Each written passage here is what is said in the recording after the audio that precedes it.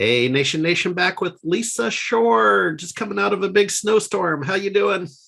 We are shoveled out and ready to keep on going. All right. Well, hey, the topic this time is tales from the trenches. Those are always fun. So tell me a Texas tall tale. Well, this is a real tale, not even a tall tale this time. I wanted to share with everybody why clients and why MSPs are reaching out to me, Harry, and looking for my coaching, my resources, my guidance, my training. And the main reason, a lot of my MSPs, and I can speak specifically to a client in Michigan, whom I'm currently working with, and they were having issues with confidence in their delivery. They were having issues with their service team confidence. There was some management communication challenges that they were having, and just trying to figure out, how do I boost the culture and the morale of my team, knowing that it starts with the leadership and starts with communication and confidence. But what we discovered is there was also a need to discuss some empathy and really understanding that everybody on the team has different values, different ways of learning data, different ways of applying their knowledge. And we have to start so that we can build a really strong, cohesive team, which results in client retention and client referrals. So that's where we started, Harry, and we have done a variety of workshops together. We've already met, I would say, we've done 8 or 9 workshops together, and some of them are with the entire management team, from ownership to the service manager to a dispatcher and a sales manager, all in one. And we talk about, let's talk about communication. What does verbal communication need to sound like when you're speaking to clients versus speaking internally to each other? How do you motivate the team to close more tickets and to document their notes, which we know in an MSP is always a challenge, so that the team, the service team, understands why they need to do it. What is it that they need to work on? And so we have had an evolution in terms of really building that knowledge and culture shift to understanding the need to adjust our voice to handle different situations. And the past few meetings, I've been actually meeting with the service team directly, and we've been doing projects together. The first workshop was all about verbal communication and what do you sound like when you're talking to a client, and how do you adjust your voice? Or we talked about, a big one was setting expectations with clients. So when an engineer is on site, and a client comes to them and said, well, shouldn't this be done already? How many times have we heard that one? Like, yeah. Don't you know how this should be done? You're only setting up 4 computers. It should already be done.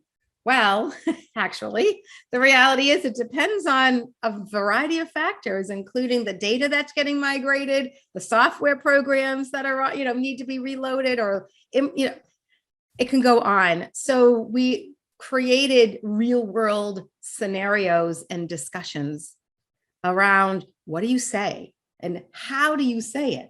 We also talked about, how do you non-verbally display confidence? Because the minute our clients aren't confident in who we are and what we do, that's when they start thinking, did I make the right choice? Did I make the right choice? Right? So, question for you, unrelated or related. It's been interesting relocating to Austin, coming up on almost a year down here. Now I come from a Texas family, so I get it, right? I slotted right back in, but the down here, the question relates to culture and geography, and here's what I mean. Down here, you go to the grocery store, or you're in a meeting, or you're out socially, And someone such as myself, if I were talking with a male colleague, I'd be, yes, sir. Yes, sir. And when I go back to Seattle, or I've got a friend in New Canaan, Connecticut, just down from you, Yep. he found that highly offensive. He thought I was, what word am I looking for? Anything from mocking him to, it rubbed him the wrong way in New Canaan, Connecticut. Does that make sense? There's a certain dialect in different regions. Go. You're absolutely.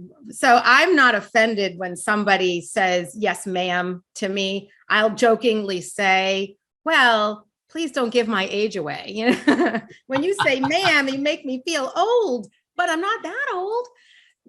We have to be empathetic to, and this is one of my missions in life, is to really have people understand that everywhere around our country, around the globe, we have different norms, cultural norms, different behaviors that are appropriate in different areas. And so we have to do a couple of things, Harry. We have to, one, research if there is some really distinct cultural norm in that area and apply it so that we are showing respect for others. And we also need to accept it. And I mean, if it's not saying something offensive, I'm calling you sirs, is I think it's etiquette and respectful, but it's not something we do up here in New England. Yes, sir. Yes, that's a Southern trait. That's a Southern cultural. And right. And it makes you feel kind of old, but it doesn't necessarily. But that's because it's not our norm. But we have to be open, and this is what one of the things that we were talking about.